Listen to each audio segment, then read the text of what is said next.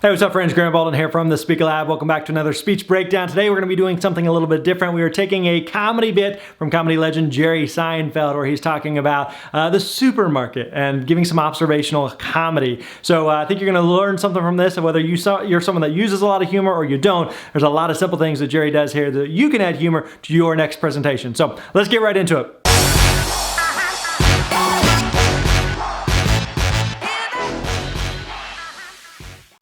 All right, here we go.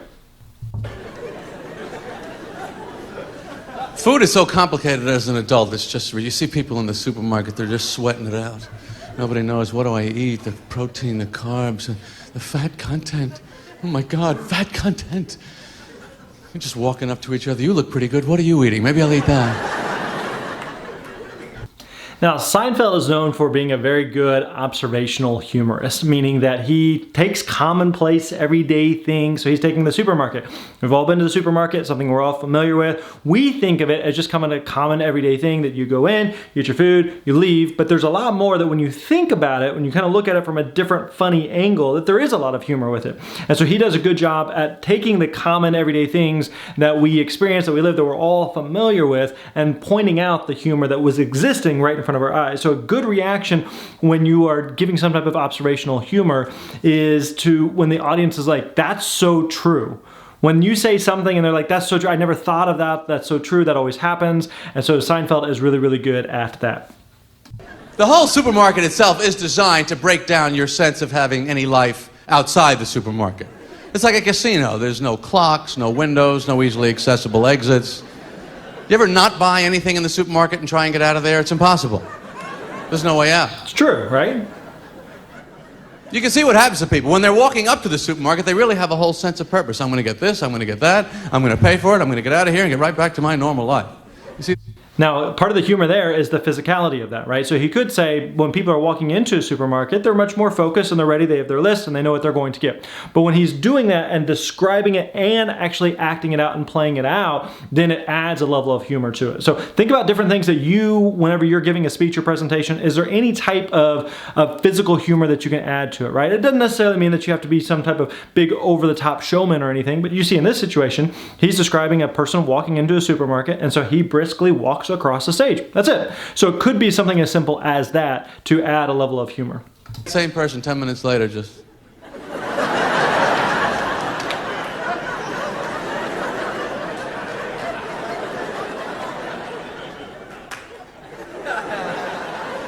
Now this is where the facial expressions, that's the real humor. So he's gone for several seconds here without saying anything. He doesn't have to say anything here, and people are responding to his face. Now, one thing that's important to know is we have no idea how big this room is or how big this theater is that he is performing in, but if people at the back of the room, if the humor is his face, can the people at the back of the room see his face and be able to react to that? Otherwise, they're watching it being like, I can hear the front laughing, and I'm at the back, and I can't really entirely see what's going on, so I'm not really sure what's funny or what's happening. Another thing to be aware of is if you have some type of screen, we're making sure that the video crew, if you're doing something where it's going to involve some type of like facial expression, that you make sure that the video crew has a tight shot of you so that everyone in the room can see that, so that they're aware of, maybe you would tell them beforehand, hey, partway through, about 20 minutes in, I'm going to do a bit about going to the supermarket. And at some point then, in the first few minutes there, I'm going to do something that I need to get a tight shot of my face. And so even just prepping the video crew for that ahead of time can make a big difference for getting a better reaction, or the reaction that you're going for from the audience. What aisle is this? Why did I come up here? Let's talk about this for a second. So there's two different types of stage lighting primarily. One is going to be a spotlight like this. The other is going to be what's called a stage wash, where pretty much the whole stage is basically lit the same. Now this is going to be kind of a preferential thing for different speakers. I personally prefer a stage wash versus this. As you can see here, from the audience perspective, Jerry looks very well lit, right? But from Jerry looking out, he can't see anything past the first row or two. So you really, like sometimes speakers or comedians joke about it, like it feels like you're talking to a train, because really all you can see is that light. And so it can be a little disorienting if you're not used to it. So this is why I prefer more of a stage wash instead of a spotlight, so I can still see a bit more of the audience and I don't have some glaring light right in my eyes. Always noticing something new. Oh, they got him in mesquite flavor now. What is mesquite? Wonder if it's made from mosquitoes.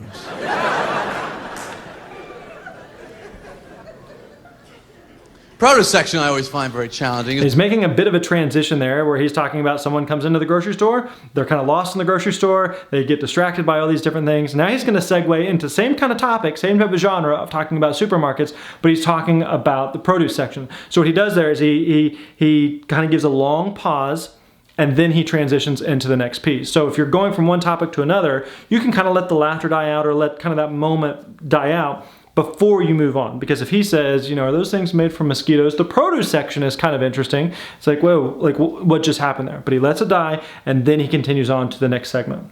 Always some special thing you're supposed to know, you know, about each fruit. Summertime, make sure your peaches are, I don't know, whatever it is. You gotta fake it, you know, I'm shaking stuff, holding it up to the light. Yeah, that's a good one. Sure glad I found that one. Cantaloupes, roll them down the aisle. See the way that's fading left? That one's not ready. I don't want that one.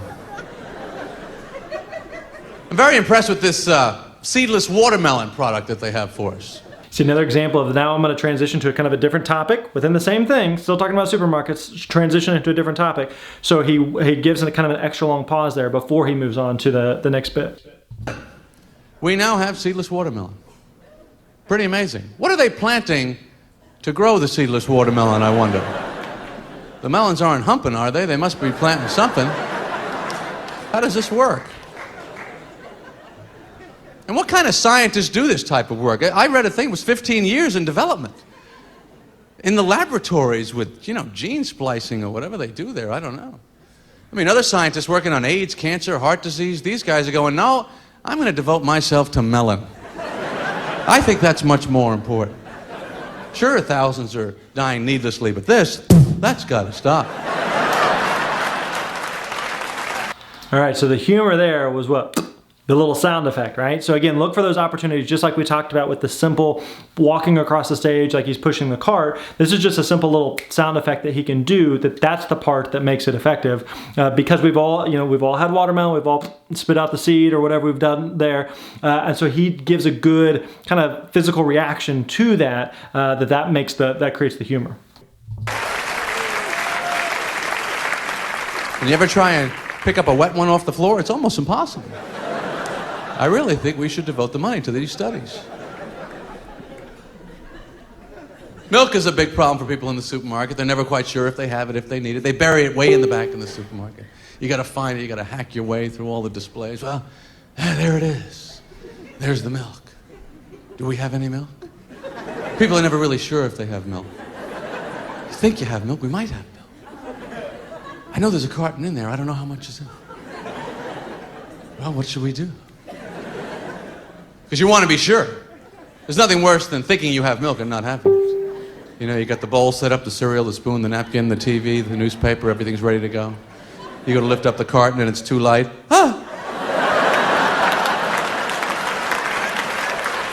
Oh no! Too light. Or sometimes you think you need milk. Hey, we better pick up some milk. Like many of you are thinking right now. You know, he's right. Maybe we should pick up some milk. So you'll pick up some milk on the way home. And then you'll discover you already had milk. And now you got way too much milk. That's no good either. Now it's a race against the clock with the expiration date.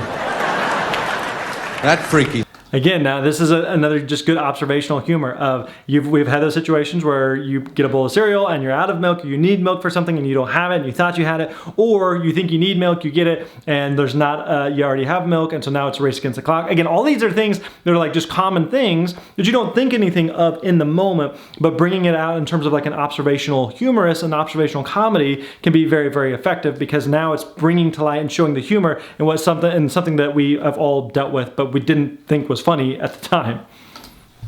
Now you're eating giant punch bowls of cereal 3 meals a day. You're washing your face with milk.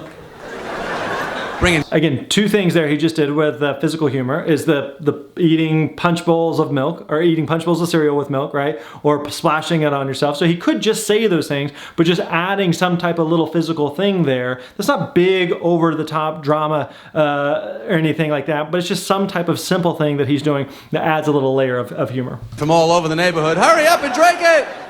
Come on, it's almost time! Get back over here, yeah. How do they know that that is the definite exact day? You know, they don't say like it's in the vicinity, give or take, roughly. They brand it right into the side of the cart and then they... Another sound effect there. That's your goddamn day right there. Oh, don't screw with us. We know what day is the final day. And then it is so over. You ever have milk the day after the day? Scares the hell out of you, doesn't it? The day after the day, that's a great line. The spoon is trembling as it comes out of the bowl. It's after the day! I'm taking a big chance! I smelled it, you smell it, what is it supposed to smell like? Again, one of those things we've all done before. You smelled milk, like, it could be bad, is it bad? I don't really know. But bringing the humor to it, just a different angle to it. Smelled like milk to me! I don't know how they're so definite, though. Maybe the cows tip them off when they're milking them. July 3rd.